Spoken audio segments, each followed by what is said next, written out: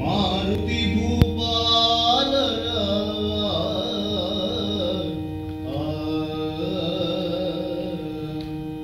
ನಿಜ ಬಗಲಿನುದಲೆಂ ಸುತಲಿಂ ಆ ಪರ್ವತ ನವಗದಿ ಪ್ರತಾಪ ನರಿಸಿದಂಗ ಭಾಸ್ಕರ ಸುತಗಂ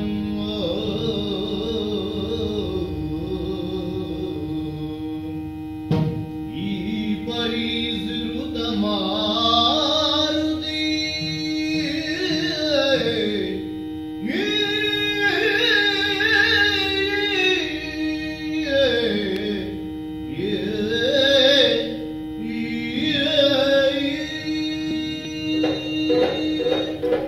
ಕೆಲವು ವಿಶೇಷ ವ್ಯಕ್ತಿಗಳಿರ್ತಾರೆ. ಎಲ್ಲರಂತೆಯೇ ಅವರ ಹುಟ್ಟು ಸಹಜವಾಗಿದ್ದರೂ ಕೂಡ ತದನಂತರ ಅವರ ವ್ಯಕ್ತಿತ್ವದಿಂದ ಅವರು ಮೈಗೂಡಿಸಿಕೊಳ್ಳುವಂತಹ ವಿಶೇಷವಾದಂತಹ ಗುಣದಿಂದ ಅಥವಾ ಗುಣ ವಿಶೇಷಗಳಿಂದ ಅವರು ವಿಶೇಷ ವ್ಯಕ್ತಿಗಳು ಅಂತ ಕರೆಸಿಕೊಳ್ತಾರೆ. ಆದ್ರೆ ನಾವು ಹಾಗಲ್ಲ. ನಮ್ಮ ಹುಟ್ಟು ವಿಶೇಷವೇ, ಅಂದ್ರೆ ಅಷ್ಟು ವಿಶೇಷ ವ್ಯಕ್ತಿಗಳು ನಾವು. ನಮ್ಮ ಜೀವನ ಮಾತ್ರ ವಿಶೇಷ ಅಲ್ಲ, ಹುಟ್ಟಿನಿಂದಲೂ ನಾವು ವಿಶೇಷ ವ್ಯಕ್ತಿಗಳು. ಹೇಗೆ? ನಮ್ಮ ತಂದೆಯವರಾದಂತಹ ಋಕ್ಷರಜಸ್ಸು ವಾನರರ ಮೂಲ ಪುರುಷ ಎಂದು ಕರೆಸಿಕೊಳ್ಳುವಾಗ ಆತ ಒಮ್ಮೆ ಹೀಗೆ ವಿಹರಿಸುತ್ತಿರುವಾಗ ದೇವತೆಗಳಿಂದ ಶಾಪಕ್ಕೆ ಒಳಪಟ್ಟಂತಹ ಕೊಳದಲ್ಲಿ ಮೀಯಲೋಸುಗ ಇಳಿದನಂತೆ. ಆದರೆ ಆ ಕೊಳಕ್ಕಿದ್ದ ಶಾಪ ಏನು ಗೊತ್ತುಂಟೋ? ಯಾರು ಆ ಕೊಳದಲ್ಲಿ ಇಳಿತಾರೆ, ಯಾರ ಮೈಗೆ ಬಿಂದುವಿನ ಸ್ಪರ್ಶವಾಗುತ್ತದೆ, ಅವರು ಗಂಡಾದರೆ ಹೆಣ್ಣಾಗುತ್ತಾರೆ, ಹೆಣ್ಣಾದರೆ ಗಂಡಾಗುತ್ತಾರೆ. ಇದು ಆ ಕೊಳಕ್ಕಿದ್ದಂತಹ ಶಾಪ. ವೃಕ್ಷರಜಸ್ಸು ಇಳಿದನೋ ಇಲ್ವೋ, ಅವ ಹೆಣ್ಣಾಗಿ ಹೋದ. ಅವನಿಗೂ ಗೊತ್ತಿರಲಿಲ್ಲ ಹೀಗಾಗುತ್ತದೆ. ಆದರೆ ಹೆಣ್ಣಾದ ತರುವಾಯ ಆ ಹೆಣ್ಣನ್ನು ಅಂದ್ರೆ ಅವಳನ್ನು ನೋಡಿದವ ಆ ಇಂದ್ರ. ಆ ಹೆಣ್ಣನ್ನು ದೇವೇಂದ್ರ ಮೋಹಿಸಿ ಕೂಡಿದ ಕಾರಣವಾಗಿ ವಾಲ ಪ್ರದೇಶದಲ್ಲಿ ಒಬ್ಬಾತ ಹುಟ್ಟಿಕೊಂಡ. ಆತನೇ ವಾಲಿ. ವಾಲ ಪ್ರದೇಶದಿಂದ ಹುಟ್ಟಿದ ಕಾರಣ ಆತ ವಾಲಿ. ಮತ್ತೆ ಆ ಹೆಣ್ಣನ್ನು ಸೂರ್ಯದೇವ ಕಂಡು ಮೋಹಿಸಿ ಕೂಡಿಕೊಂಡದ್ದರಿಂದ ಗ್ರೀವ ಪ್ರದೇಶದಲ್ಲಿ ನಾನು ಹುಟ್ಟಿಕೊಂಡೆ. ನನ್ನ ಹೆಸರು ಸುಗ್ರೀವ. ಹಾಗಾಗಿ ನಾವಿಬ್ಬರು ಅಣ್ಣ ತಮ್ಮಂದಿರು ಹುಟ್ಟಿಕೊಂಡೆವು, ವಾಲಿ ಸುಗ್ರೀವರೆಂಬಂತೆ. ಯಾರು ಈ ಹೆಸರುಗಳನ್ನು ಒಂದೊಂದಾಗಿ ಉಚ್ಚರಿಸುವುದೇ ಇಲ್ಲ, ಯಾವಾಗಲೂ ಜೋಡಿ ವಾಲಿ ಸುಗ್ರೀವ. ಕೆಲವರಿಗೆ ಕೇವಲ ವಾಲಿ ಅಂತ ಹೇಳಿದ್ರೆ ಗೊತ್ತೇ ಆಗುದಿಲ್ಲ, ಯಾರವನು ಅಂತ ಕೇಳ್ತಾರೆ. ಸುಗ್ರೀವ ಅಂತ ಕೇಳಿದ್ರೆ ಗೊತ್ತಾಗುದಿಲ್ಲ, ಯಾರದು ಸುಗ್ರೀವ ಅಂತ ಕೇಳ್ತಾರೆ. ವಾಲಿ ಸುಗ್ರೀವ ಅಂದ್ರೆ ಅವರ ನಮ್ಮ ಪರಿಚಯ ಎಲ್ರಿಗೂ ಉಂಟು, ಅಷ್ಟು ಲೋಕ ಪ್ರಸಿದ್ಧರು ನಾವು. ಸರಿ, ಹುಟ್ಟಿಕೊಂಡೆವೋ ಇಲ್ವೋ, ಬಲವಾನರರಾಗಿ ಬೆಳೆಯಲು ಪ್ರಾರಂಭಿಸಿದೆವು. ನಮ್ಮಷ್ಟು ಯೋಗ್ಯತೆ, ನಮ್ಮಷ್ಟು ದೇಹದಾರ್ಢ್ಯತೆ ಮತ್ತು ನಮ್ಮಷ್ಟು ಬಲ ಯಾರಲ್ಲಿಯೂ ಇರಲಿಲ್ಲ. ಒಮ್ಮೊಮ್ಮೆ ನಮ್ಮ ಪಕ್ಕದ ಊರಿನವರು ದೂರು ಕೊಡ್ತಿದ್ರಂತೆ. ಯಾಕೆ? ಎಲ್ಲ ಮಕ್ಕಳು, ವಾನರ ಮಕ್ಕಳು ಚೆಂಡಾಟ ಆಡ್ತಾ ಇದ್ರು, ಆದ್ರೆ ನಮಗೆ ಚೆಂಡು ಸಾಲುತ್ತದೆ, ನಮಗದು ಸಾಲುವುದಿಲ್ಲ.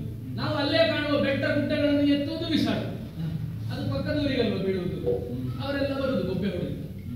ಇದೇ ಆಗುತ್ತಾ ಇತ್ತು.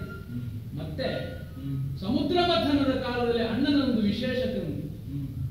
ಎಲ್ಲರೂ ಬೆಟ್ಟವೊಂದನ್ನು, ಗಿರಿಯೊಂದನ್ನು ಸಮುದ್ರಕ್ಕೆ ಇಳಿಸಿ, ಆ ಕಡೆ ಒಂದು ವೇಷದವರು, ಈ ಕಡೆ ಒಂದು ವೇಷದವರು. ಈ ಕಡೆಯವರಿಗೆ ಮೀಸೆ ಸ್ವಲ್ಪ ಸಣ್ಣದು, ಈ ಕಡೆಯವರಿಗೆ ಮೀಸೆ ಸ್ವಲ್ಪ ದೊಡ್ಡದು. ಅರ್ಥ ಆಯ್ತಾ?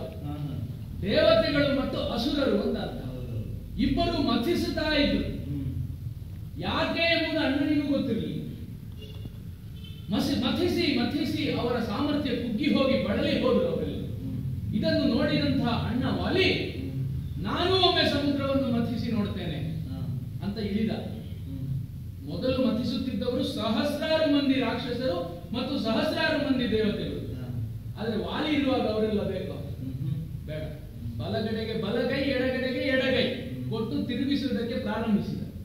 ಸಮುದ್ರ ಮಥನ ಪ್ರಾರಂಭವಾಯಿತು. ಇದು ಬಹುಶಃ ದೇವ ಸಂಕಲ್ಪ ಅಂತ ಕಾಣ್ತದೆ.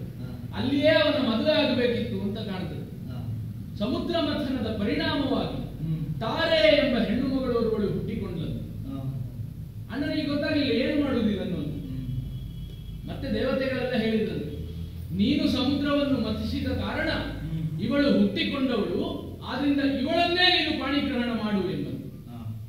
ಅಂದಿನಿಂದ ತಾರೆ ವಾಲಿಯ ಹೆಂಡತಿ ಆದ. ಮತ್ತೆ ಅಣ್ಣನಿಗೆ ಮದುವೆ ಆದ್ರೆ ನನಗೆ ಆಗಬಾರ್ದು, ಆಗ್ಲೇಬೇಕು. ನನಗೆ ರೂಮೆ, ವಾಲಿಗೆ ತಾರೆ, ಸುಗ್ರೀವನಿಗೆ ರೂಮೆ. ಅಂತೂ ದಂಪತಿಗಳಾದವು. ಪರಸ್ಪರ ಅಲ್ಲ, ಬೇರೆ ಬೇರೆ. ಮದುವೆ ಆಯಿತು, ಸುಖ ಜೀವನ ನಡೀತಾ ಇತ್ತು. ಮತ್ತೆ ಹಿರಿಯವರೆಲ್ಲ ಹೇಳಿದ್ರು, ನೀವಿನ್ನು ಆಟ ಆಡಿಕೊಂಡು ಮಕ್ಕಳಂತೆ ಇರುವುದಲ್ಲ, ಪ್ರಬುದ್ಧರಾಗಬೇಕು. ಪ್ರಬುದ್ಧರಾಗಬೇಕಾದ್ರೆ ನಾವು ಪ್ರಬುದ್ಧರಾಗಿದ್ದೇವೆ ಅಂತ ತೋರಿಸಿಕೊಳ್ಳುವುದಿಲ್ಲ. ಯಾಕಂದ್ರೆ ಎಷ್ಟು ಪ್ರಬುದ್ಧರಾದ್ರೂ ನಮ್ಮನ್ನು ಕರೆಯುವುದು ಕೋಡಲುಗಳೆಂದೇ. ಮಂಗ ಅಂತ ಹೇಳಿ ಅವ್ರಿಗೆ ಗೊತ್ತಿಲ್ಲ, ಅವರು ಮಂಗಗಳೇ. ನಮಗೆ ಮಂಗನ ರೂಪ ಉಂಟು, ಅವರಿಗಿಲ್ಲ. ಆದ್ರೆ ಏನು ಮಾಡುವುದು, ನಾವು ಪ್ರಬುದ್ಧರಾಗಿದ್ದೇವೆ ಅಂತ ತೋರಿಸಿಕೊಳ್ಳುವುದಕ್ಕೆ ಬೇಕಾಗಿ ಒಂದು ಪ್ರಪಂಚ ಪರ್ಯಟನ ಮಾಡಬೇಕು, ಇರುವಂತಹ ರಾಜರನ್ನೆಲ್ಲ ಗೆಲ್ಲಬೇಕು ಅಂತ ನಿಶ್ಚಯ ಮಾಡಿದೆವು. ತದನಂತರ ಹೊರಟೆವು. ಯುದ್ಧಗಳ ಮೇಲೆ ಯುದ್ಧಗಳು.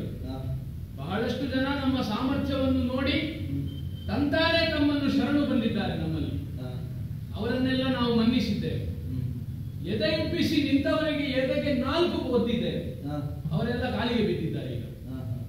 ಮತ್ತೆ ನಮ್ಮನ್ನು ಮಂಗಗಳು ಅಂತ ಸುಲಭವಾಗಿ ತೆಗೆದುಕೊಂಡವರು ತಾವೇ ಮಂಗಗಳಾಗಿದ್ದಾರೆ. ಹಾಗಾಗಿ ಇಡೀ ಪ್ರಪಂಚವನ್ನು ಗೆದ್ದು ಮತ್ತೆ ಹಿಂದಿರುಗಿದೆ.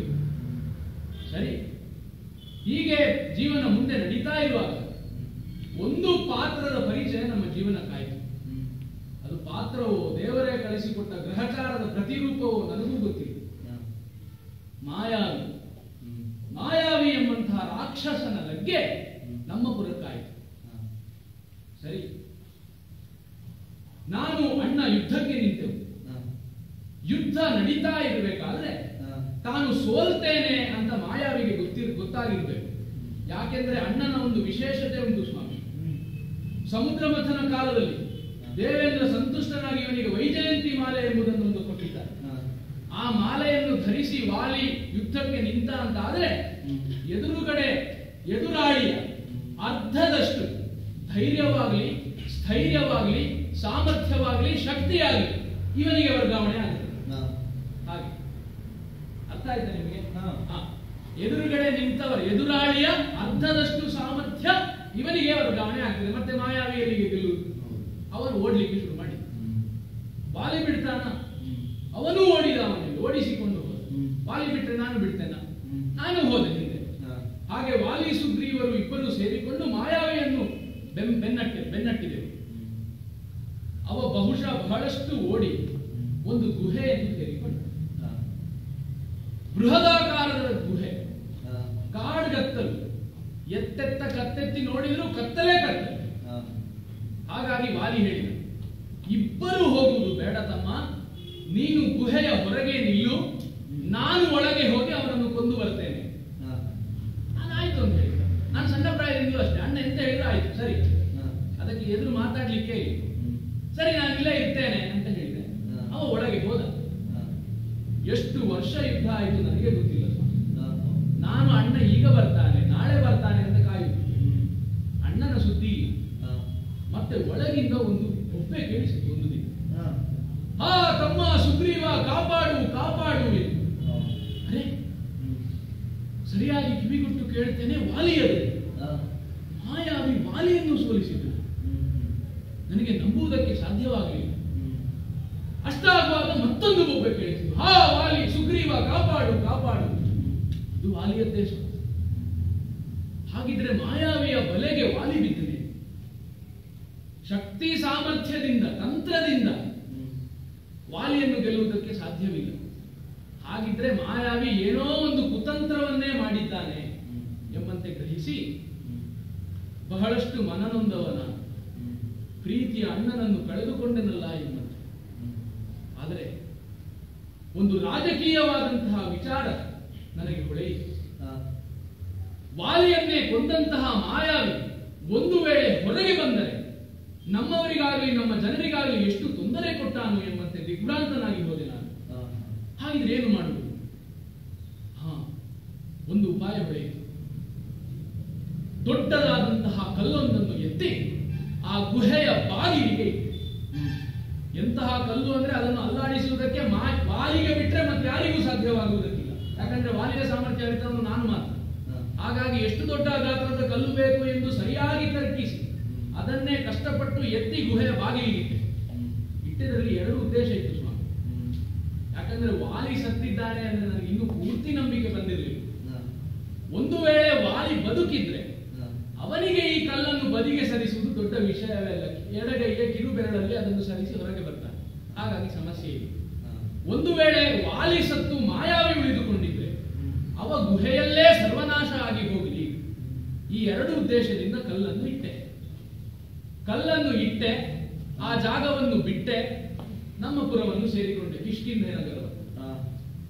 ಬಂದಾಗ ಎಲ್ಲರಲ್ಲಿಯೂ ನನ್ನ ದುಃಖವನ್ನು ತೋಡಿಕೊಂಡೆ. ಎಲ್ಲರೂ ಸಮಾಧಾನ ಪಡಿಸಿದ್ರು. ರುಮೆಯು ಸಮಾಧಾನ ಪಡಿಸಿದ್ದು, ಕಣ್ಣೀರೊಳಿಸಿದ್ದು. ತದನಂತರ ಮಂತ್ರಿ ಮತ್ತು ಸೇನಾಧಿಪತಿಗಳು ಎಲ್ಲರೂ ಕೂಡ ಸೇರಿಕೊಂಡು ಅರಾಜಕತೆ ಎಂಬುದು ಕಿಷ್ಕಿಂಧೆಯನ್ನು ಕಾಡಬಾರದು ಸುಗ್ರೀವ, ಕಿಷ್ಕಿಂಧೆಯ ಅರಮನೆ ಬರಿದಾಗಿ ಹೋಗಬಾರದು ಮತ್ತು ಸಿಂಹಾಸನವು ಬರಿದಾಗಿ ಹೋಗಬಾರದು ಎಂಬಂತೆ ಇನ್ನು ವಾಲಿಗೆ ಕಾಯುವುದಕ್ಕೆ ಆಸ್ಪದವಿಲ್ಲ, ನೀನೇ ಸಿಂಹಾಸನವನ್ನು ಏರು ಎಂಬಂತೆ ಸಲಹೆಯನ್ನು ನೀಡಿದರು. ನನಗೂ ಒಮ್ಮೆ ಏನು ಮಾಡಬೇಕು ಅಂತಲೇ ತೋಚಲಿಲ್ಲ. ವಾಲಿಯನ್ನು ಕಳೆದುಕೊಂಡ ಮೇಲೆ ನನ್ನದ್ದಾದಂತಹ ಸ್ಥಿರತೆಯನ್ನೂ ಕಳೆದುಕೊಂಡವ ನಾನು. ಬೆಳಕನ್ನು ಬಿಟ್ಟ ದೀಪದಂತೆ, ನೆರಳನ್ನು ಬಿಟ್ಟ ದೇಹದಂತೆ ಆಗಿ ಹೋಗಿದ್ದೆ ಮಾನಸಿಕವಾಗಿ. ಆದರೆ ಏನು ಆದರೂ ಅವರ ಮಾತನ್ನು ಕೂಡಲೇ ಸ್ವೀಕರಿಸಿದವನಲ್ಲ ನಾನು. ಆದರೂ ತದನಂತರ ಸಮಯದ ಜೊತೆ ನಾನು ಹೊಂದಿಕೊಳ್ಳಬೇಕಾಯಿತು. ಸಿಂಹಾಸನವನ್ನು ಏರಿಕೊಂಡೆ. ನನ್ನ ಎಡಭಾಗವನ್ನು ರುಮೆ ಅಲಂಕರಿಸಿದರು. ಆದರೆ ತದನಂತರ ಬಂದದ್ದು ಮತ್ತೊಂದು ಸುದ್ದಿ. ನಮ್ಮ ಗುರುಗಳಾದಂಥವರು ಒಂದು ಸಲಹೆಯನ್ನಿತ್ತರು. ಗಂಡನನ್ನು ಕಳೆದುಕೊಂಡಂತಹ ತಾರೆ ಅನಾಥಳಾಗಿದ್ದಾಳೆ, ಹಾಗಾಗಿ ನೀನು ಅವಳನ್ನು ಸ್ವೀಕರಿಸಬೇಕು ಎಂಬ.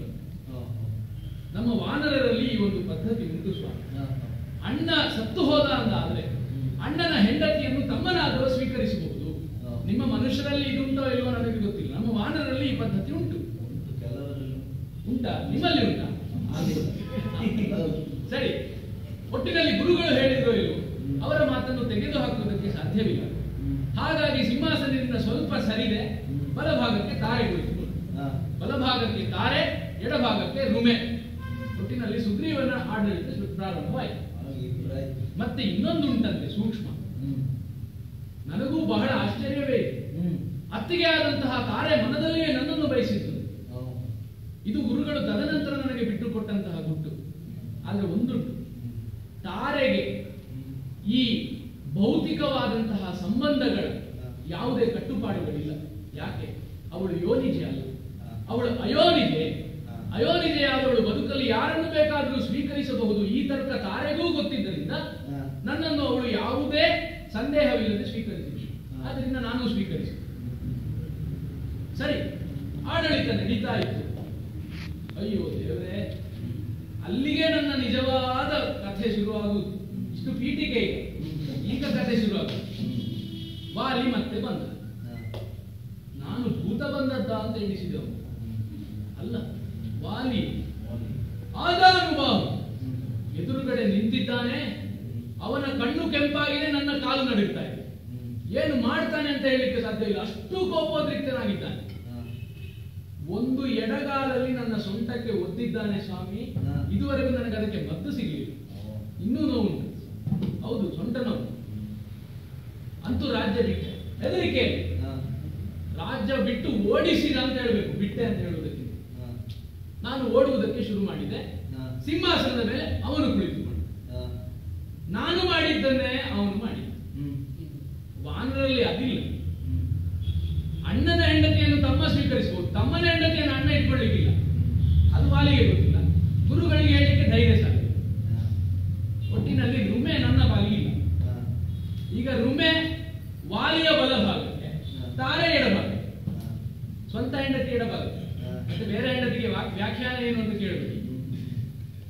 ಒಟ್ಟಿನಲ್ಲಿ ತಾರೆಯನ್ನು, ರುಮೆಯನ್ನು ಅವನೇ ಸ್ವೀಕರಿಸಿಕೊಂಡ. ರುಮೆ ವಾಲಿಯನ್ನು ಬಯಸಿದ್ಲ ಅಂತೂ ಕೇಳಬೇಡಿ, ಬಯಸಲಿಲ್ಲ.